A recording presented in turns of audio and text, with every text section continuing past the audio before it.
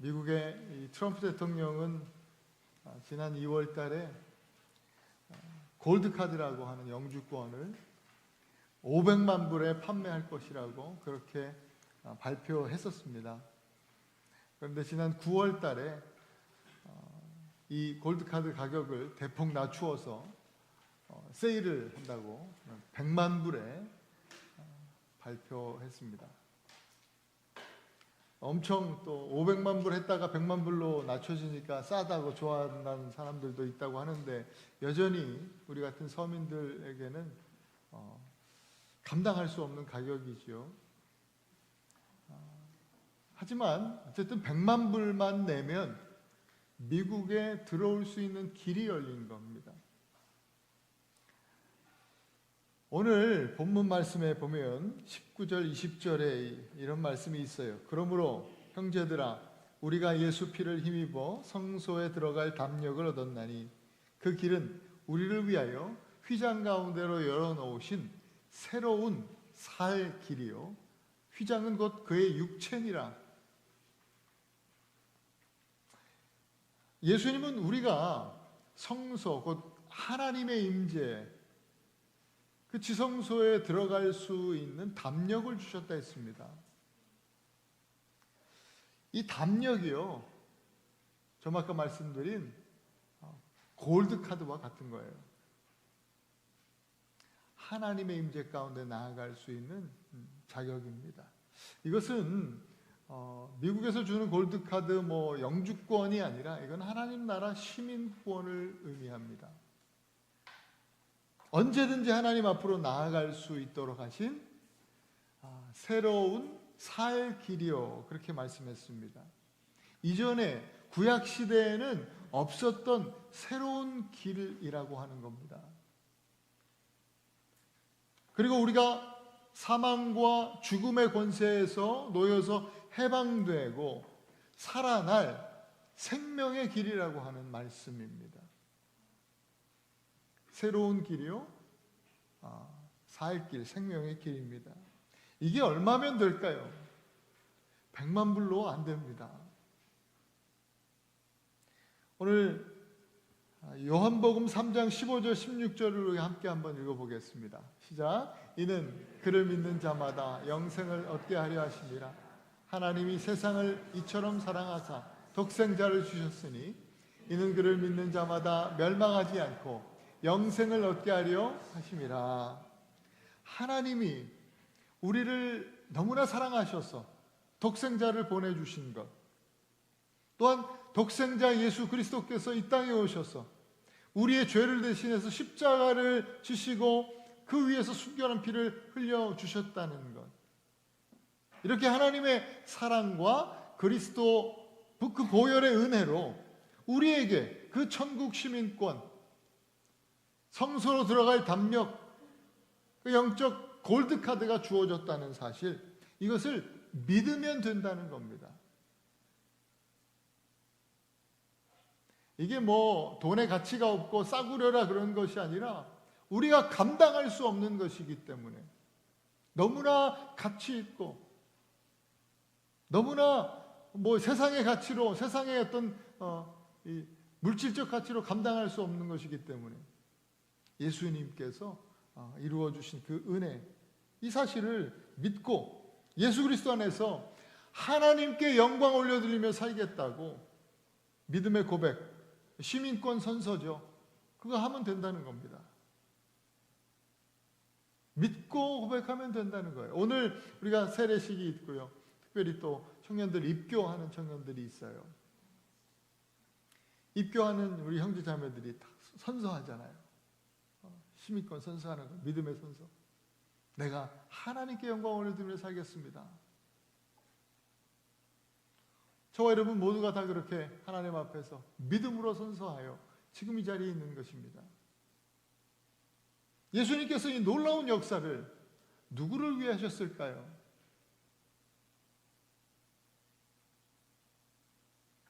이것은요, 어떤 특별한 개인을 위한 그런 역사가 아니라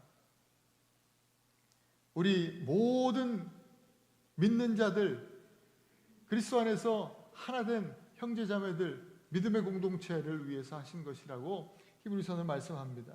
오늘 본문에 말씀해 보면 이 구원 사역에 있어서 내가 또 내가 나 뭐 이렇게 해서 나 이야기로 계속 풀어가는 것이 아니라 오늘 본문의 절절마다 우리에게 계속해서 우리라고 하는 말씀을 하고 있어요. 신앙생활은요, 이 땅에서 천국 시민권 받은 사람들이 새 길로 또 살 길로 가는 여정인데요. 이 길은 혼자 걷는 길이 아니라 함께 걷는 길임을 우리에게 분명하게 말씀하고 있습니다. 믿음과 소망과 사랑, 우리 교회의 우리 신앙생활에 있어서 가장 큰 가치이지 않습니까? 이 영원한 가치, 이것은 영원히 있을 것이라고 한 이 영원한 가치를 위해서 공동체 안에서 함께 실천해가며 살아가는 것, 그것이 크리스찬들, 천국 백성인 것입니다. 오늘 본문이 구체적으로 제시하는 이 함께함은 첫째로 함께 나아갈 것을 우리에게 말씀합니다. 권면합니다. 함께 나아가라. 구약 시대에는요, 함께가 아니라 홀로 하나님께 나아갔습니다. 그것도 특별한 사람, 특별히 구별된 대제사장만이 혼자 지성소 안으로 나아갔습니다. 그런데 신약 시대에 예수 그리스도께서 십자가에서 몸이 찢겨 돌아가실 때 신기한 일이 일어났죠. 성소에 그 혼자 들어가던 문, 성소와 지성소 사이에 휘장이 있는데요, 그것이 위로부터 아래로 쫙 찢어져 버렸습니다. 이것은 제사장 그 한 사람을 위한 것이 아니라 바로 오늘 믿음으로 주님을 바라보고 있는 오늘 저와 여러분들, 우리 모두를 위한 것이라고 말씀하고 있습니다. 베드로전서 2장 9절 말씀을 우리가 함께 읽겠습니다. 시작. 너희는 택하신 족속이요 왕같은 제사장들이요 거룩한 나라요 그의 소유가 된 백성이니, 예수 그리스도의 십자가 보혈의 은혜로 말미암아 오늘 저와 여러분들이 다 왕같은 제사장들이 된 것입니다. 그러니 함께 하나님 앞에 우리가 예배하며 그 임재로 나아갈 수 있는 거예요. 오늘 우리가 함께 모여서 이렇게 하나님 임재 가운데 예배할 수 있음이 축복이요 은혜인 줄 믿습니다. 우리가 함께 나아갈 때, 하나님 앞에 나아갈 때요, 제사장은, 구약시대의 제사장은 준비할 게 많았어요. 그냥 들어가면 안 돼요. 그런데 오늘 본문 22절에 보니까 하나님께 나아갈 때는 온전한 믿음, 참 마음과 온전한 믿음을 가지고 하나님께 나아가라고 말씀합니다.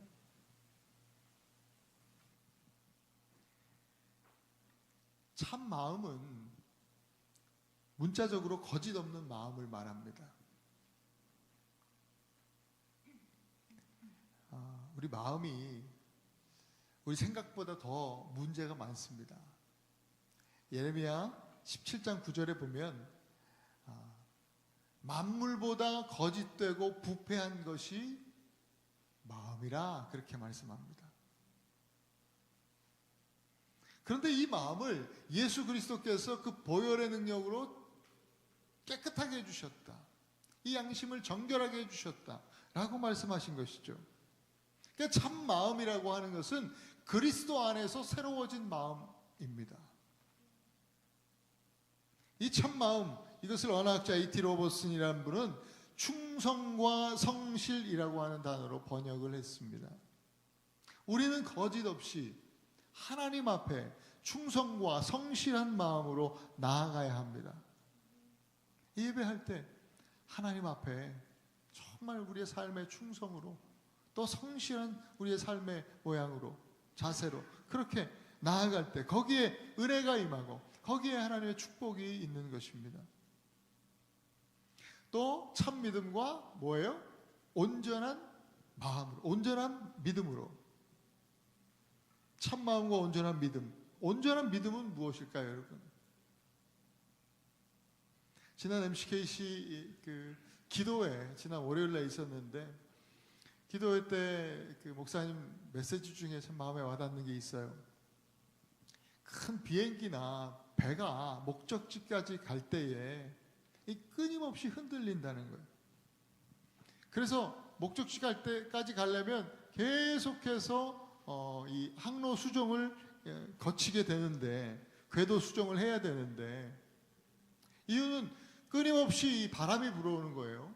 바람의 세기가 다르고 조류가 있고 또 기류가 있고 또 파도도 무섭게 들이치고 여러 가지 생각지 못한 변수가 그 항로 가운데 있기 때문에 비행기는 끊임없이 흔들리고 배도 흔들린다는 거예요. 그 흔들리는 가운데 조금씩 궤도에서 벗어나게 되고, 그러니 항로 수정이 불가피하다라고 하는 것이죠.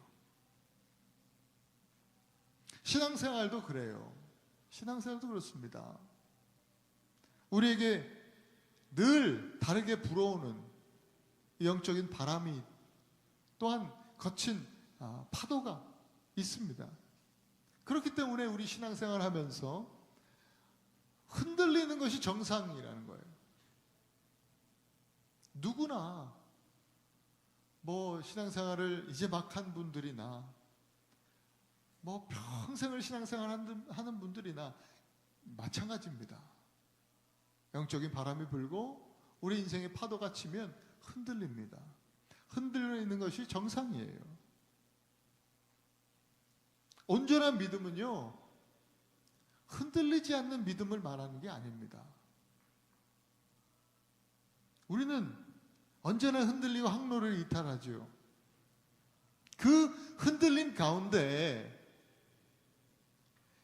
흔들리는 중에 예수 그리스도를 바라보고 예수님을 붙들고 끊임없이 궤도를, 항로를 수정하면서 나아가는 것, 그것이 온전한 믿음입니다.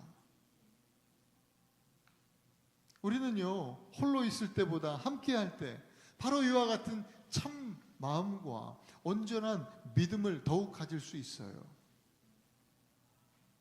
서로 피차간에 우리가 함께 모여서 그렇게 참 마음과 온전한 믿음으로 하나님께 더 가까이 나아가는 우리 공동체가 될 수 있기를 간절히 소망합니다.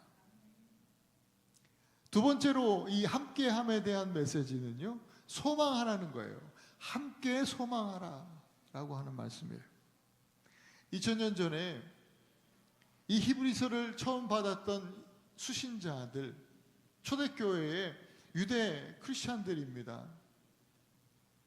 로마 정부로부터 재산을 몰수당하고 또 감옥에 갇히기도 하고 수많은 핍박을 받았습니다. 눈에 보이는 것들도 사라져 버렸어요. 믿고 의지할 수 있는, 그래도 마음을 이렇게 쏟을 수 있는 이 성전도 다 AD 70년 다 무너져 버렸지 않습니까? 그 어간에 이 히브리서가 기록된 이 말씀인데요, 이 성도들이 그런 어려움 속에 있었어요. 가족들로부터, 친지들로부터, 또 친구들로부터 예수 믿는다고 하면 이게 뭐 완전히 배척을 당하고 따돌림 당하고 무시당하기 일쑤였죠. 회당에도 마음대로 못 들어가게 했어요. 추방당해 버렸습니다. 당시 예수님을 믿는다는 것은요, 그저 마음의 어려움 이 정도가 아니라 실제적인 고난을 감내하는 일이었어요. 이런 소망이요, 하루 이틀이 아니라 계속 되니까, 언제 끝날지 모르니까요, 너무 힘들고 어렵습니다. 소망이 사라져 갑니다. 절망이 쌓여가는 것이죠. 낙심하게 됩니다. 오늘날 우리 성도들은 당시 이 초대교회 말씀드렸던 히브리서 수신자들과는 좀 상황은 같진 않지만, 그러나 우리에게도 우리를 절망시키는 수많은 삶의 상황들이 여전히 존재합니다.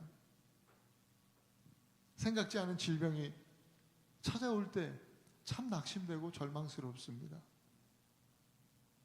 또 경제적으로 어려움이 찾아올 때, 우리가 경제적인 어려움 때문에 바닥에 내동쟁이 치어질 때, 또 사랑하는 사람이, 의지하고 기대는 사람이 멀리 떠나갔을 때, 참 어렵고 힘든 그런 시간들이지요. 세상을 볼 때도 우리는 크리스찬으로서 참 그래도 정의롭게 살려고 애쓰는데, 사회 또 세상 나라를 보면 여전히 악이 판치는 것 같고 공의가 사라지는 것 같이 보일 때 정말 힘 빠지고 낙심이 됩니다. 왜 그럴까? 하나님 어디 계실까? 하나님 정말 살아계실까? 또 청년들 이제 사회생활을 하려면 참 현실의 벽이 너무 높아 보이고 아무리 노력해도 구조적으로 안 되는 것이 있는 것 같고, 기도를 하는데 기도 응답이 너무나 더디게만 느껴질 때 우리는 낙심하게 됩니다. 절망이 찾아옵니다. 그런데 히브리서는 바로 이러할 때에 우리가 붙잡아야 할 우리 소망의 근거를 제시하고 있어요. 그것은 바로 내가 정말 오늘 은혜 받았으니까 오늘 말씀 붙잡고 열심히 살아야 되겠다. 내가 하나님 말씀 따라서 크리스찬답게, 믿는 사람답게 열심히 한번 살아봐야지 하고 결단하고, 그렇게 우리의 의지를 내어드리는 우리의 결단력이나 의지력, 바로 그것이 아닙니다. 우리가 붙잡아야 될 그 소망의 근거는 오늘 23절, 약속하신 이가 미쁘시다라는 사실입니다.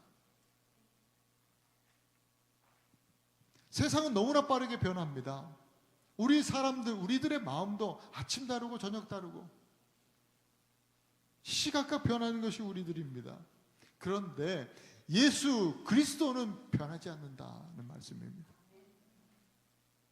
주님의 약속은 변치 않습니다. 주님이 이 땅에 오실 때 처음 우리에게 그 이름으로 주신 약속이 임마누엘입니다.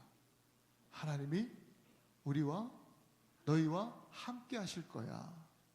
우리가 사망의 음침한 골짜기를 걸을 때에도 그 가운데, 그 사망의 음침한 골짜기에도 우리 예수님께서 우리와 함께 걸어 주실 것입니다. 그것이 예수님의 변치 않는 약속입니다. 불의가 가득한 세상 속에서 여전히 그런 세상이 계속되어지고 영원할 것 같지만 아니다. 예수님께서 분명히 이 가운데, 이 세상 가운데 다시 오셔서 하나님의 공의를 회복하실 것이다. 변하지 않는 주님의 약속입니다. 죄악된 세상 가운데 믿음으로 그 골드카드, 하나님께 예수님으로부터 받은 그 골드카드를 가지고 그 시민권 가진 사람들을 아버지 집으로 인도하시려고 반드시 내가 다시 오겠다라고 하는 그 약속, 변치 않는 것입니다. 반드시 예수님은 다시 오십니다. 우리는 함께 이것을 소망하는 거예요. 그 신실하신 하나님의 약속입니다. 한자로 사람 인자가 있어요. 두 사람이 이렇게 기대어 서 있는 모습이죠. 사람의 근본적인 그 존재의 의미에 대한 메시지가 이 단어에, 글자에 담겨 있는 것 같아요. 서로에게 기대어 설 때 온전해진다는 것이죠. 특히 힘 빠지고 낙심될 때 혼자 버티기 어렵습니다. 그러나 함께 기대어 서면 우리가 함께 힘을 낼 수 있죠. 나의 개인적 한계를 넘어서는 그 능력이 함께 하면서 나오는 거예요.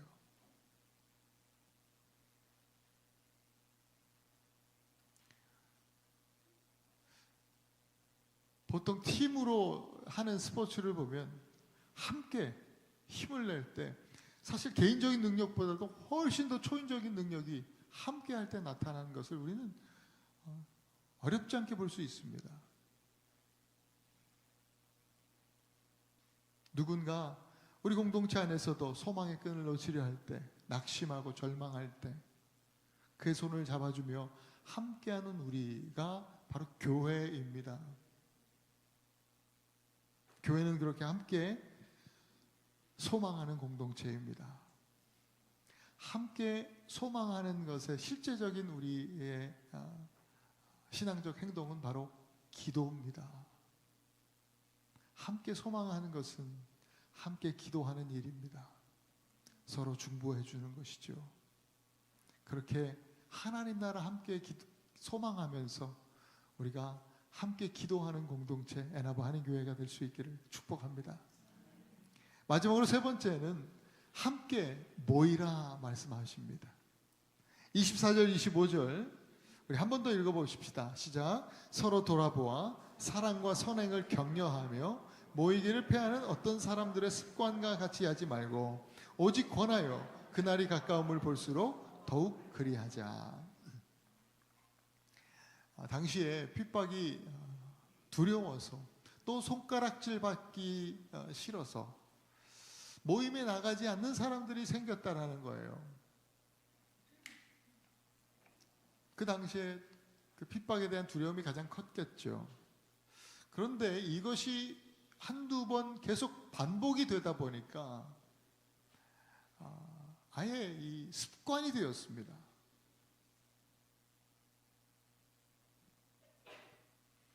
오늘날 현대사회는요, 교묘하게 우리 성도들에게 이런 습관을 갖도록 만듭니다. 삶이 너무 바빠요. 일단 너무 바쁘니까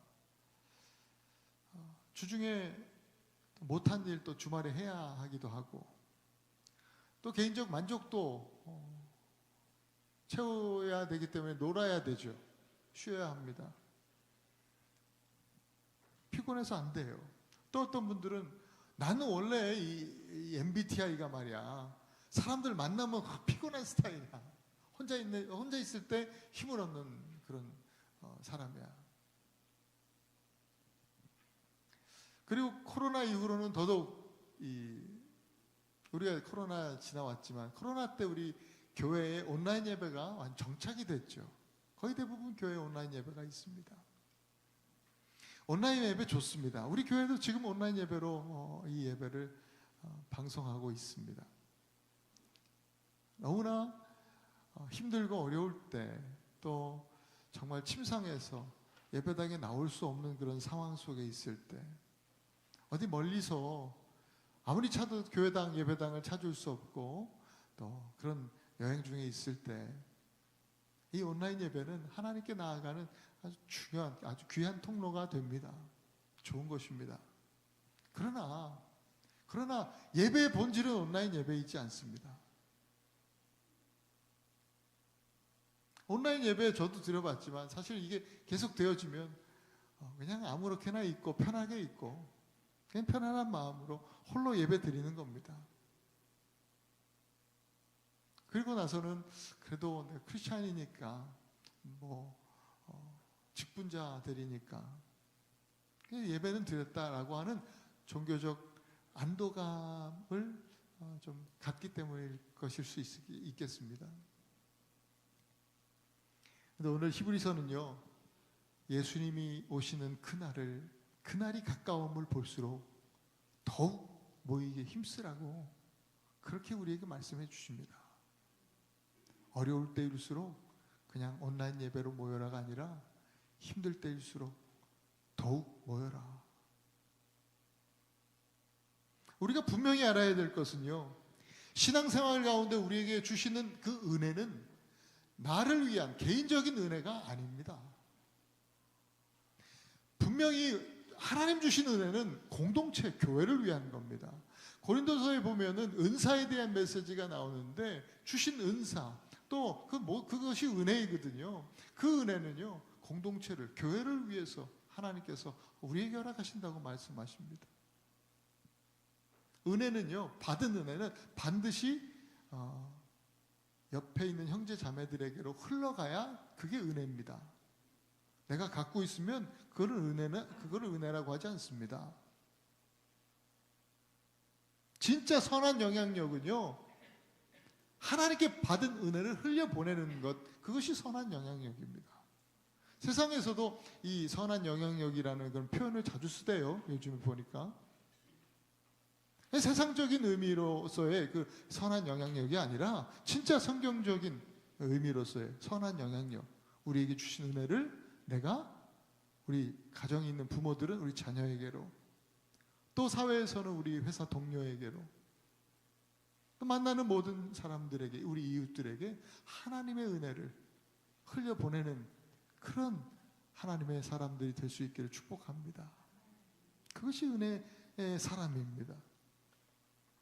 그리고 더 나아가서는 온 나라와 열방 가운데 그 은혜가 흘러갈 수 있도록 우리가 힘쓰는 일이죠. 이것이 사도행전 1장 8절, 오직 너희에게 성령이 임하시면 너희가 권능을 받고 예루살렘과 온 유대와 사마리아와 땅끝까지 이르러 내 증인이 될 것이다. 이 약속의 삶인 것이에요. 함께 모여 은혜를 나누는 것을 오늘 24절에 이렇게 말씀합니다. 함께 한번 읽을까요? 시작. 서로 돌아보아 사랑과 선행을 격려해라. 함께 모여서 서로 돌아보고 사랑과 선행을 격려하라는 거예요. 돌아보라는 말씀을 깊이 관찰하는 말씀인데요, 여러분 교회에 와서 예배만 드리고 그냥 휙 가는 것이 아니라 돌아보라는 거예요. 저 집사님 오늘 표정이 좀 안 좋으시네. 오늘 좀 편찮으신가? 무슨 일이 있으신가? 오늘 저 청년은 기분이 굉장히 좋네. 은혜를 받았나? 아니 여자친구가 생겼나? 돌보는 거예요. 돌아보는 거예요. 또 얘기를 해보는 거죠. 사람뿐만 아니죠. 교회 곳곳을 좀 돌아보면서, 이것저것 돌아보면서 내가 도울 일이 뭐가 있을까? 하나님 주신 그 은혜, 건강도 있고 또 시간도 있고 힘도 있고 또 뭐 재물도 있고 하나님 주신 것이 너무 감사한데 이것을 어떻게 내가 흘려보낼 수 있을까? 돌아보는 거예요. 이 돌아봄의 목적은 서로 돌아보아 뭐예요? 사랑과 선행을 격려해라. 돌아보는 목적은 사랑과 선행을 격려함에 있어요. 이 격려하라고 하는 메시지가요, 이 원어적인 표현이 굉장히 강력한 표현이에요. 자극해라 라고 하는 표현. 꺼져가는 불꽃에 바람을 막 일으켜서 다시 타오르게 하는 것처럼 서로 식어버린, 서로의 공동체 안에 식어버린 사랑과 선행에 피차 서로 거룩한 자극이 되라는 거예요. 청년들이 열심히 모이는 것이 우리 장년들에게 거룩한 자극이 됩니다. 지난 우리 목요일 우리 땡스기빙 청년들, 여기 남아있는 청년들이 모여서 식사를 같이 했어요. 저도 같이 모여서 식사 같이 준비하고 같이 나누고, 그리고 이거 같이 우리 대림절 오늘부터 시작하는데 성탄 추리를 같이 만들었죠. 누군가 밑둥을 너무 짧게 잘라가지고 고생을 많이 했지만 그래도 함께 1시간, 2시간 막 이렇게 오래 걸리긴 했지만 그래도 기쁨으로 온 모인 청년들이 다 함께 동참하면서 보면서 자극이 돼요. 거룩한 자극이. 저 청년 때가 또 생각이 나고, 우리 주일학교 어린이들, 학생들요, 우리 베델유스 아이들 예배 끝나면 사실 우리 교회가 이 공간이 부족해서 애들이 갈 데가 없어요. 이제 겨울이 되고 눈 오면 또 나갈 데가 없어요. 그냥 다 교회에서 그냥 앉아서 여기 바닥에 앉아서 누워서 놀고, 그러면서도 얼마나 기쁘게 놀아요. 즐겁게 아이들 또 자기들끼리도 배려하면서 중고등부 그 언니 오빠들은 또 주일학교 애들하고 같이 놀아주고, 그런 모습들이 우리 부모들에게 거룩한 자극이 됩니다. 우리 장년 부모 세대들은 더욱 그렇게 해야 합니다. 특히 먼저 신앙생활 하신 우리 신앙의 선배들은요, 숱한 고난 가운데서도 신실하게 도우시고 또 이제까지 함께 하신 에베네셀의 하나님, 그 주님의 은혜를 경험하신 분들이라면 더욱 그러셔야 합니다. 이 은혜는 결코 우리 개인적인 무슨 신앙의 추억을 만들어 주시려고 주신 것이 아닙니다.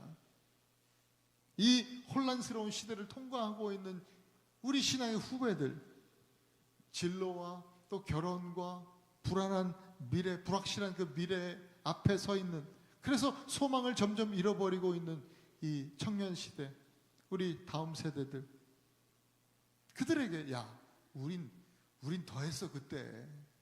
다 그렇게 하면서 그런 거야.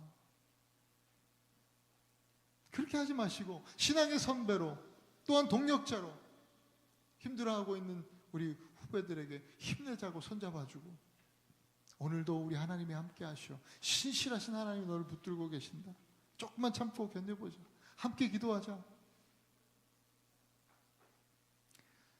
우리가 이렇게 할 때에 우리 젊은 세대들에게 거룩한 또 자극이 될 거예요. 부모님들은 자녀에게, 또 가정에서 그렇게 자녀들에게 거룩한 자극이 되어 주실 수 있기를 바라요. 우리 사랑하는 에나바 한인교회 성도 여러분, 교회는요 개인이 예배드리고 가는 종교적 장소가 아니에요. 그리고 교회는 단순한 사회 조직도 아니에요. 모여서 그냥 지난주 있었던 잘 먹고 잘 살고 또 무슨 쇼핑한 얘기만 하고 간다면 교회 오실 필요가 그닥 없어요. 은혜를 나눠야지요. 함께 하나님의 은혜를 나누는 것입니다. 교회의 몸이기 때문에 그렇습니다. 그리스도의 몸이기 때문에 그렇습니다. 오늘 여러분 옆에 또 앞에 뒤에 앉아 계신 분들은 어쩌다 우연히 만난 그런 사람들이 아니라 예수 그리스도의 한 피바다 한 몸이는 형제 자매들인 것입니다. 이제까지 여러분들이 홀로 어떤 신앙의 여정을 걸어왔든지 간에 지금부터는 우리가 함께 가는 그런 신앙이라고 하는 것을 잊지 마시기 바랍니다. 여기에 있는 우리 형제자매들 모두가 하나님 앞에 선 예배자들입니다. 우리 모두는 함께 서로를 중보하는 기도자들입니다. 그리고 우리 모두는 서로를 돌보고 사랑과 선행을 격려하는 그런 격려자들입니다. 더 큰 꿈과 비전을 가지고 온 열방이 하나님께 나올 수 있도록, 우리가 하나님께, 그들이 온 열방이 함께 예배할 수 있도록 더욱 이 마지막 때에 함께 하나님 앞에 나아가고 또 함께 그날을 소망하며, 또 모이기를 패하는 자들, 그들의 습관과 같이 하지 말고 그날이 가까움을 볼수록 더욱 모이기에 힘쓰는 저와 여러분, 우리 에나바 한인교회가 될 수 있기를 간절히 축원합니다.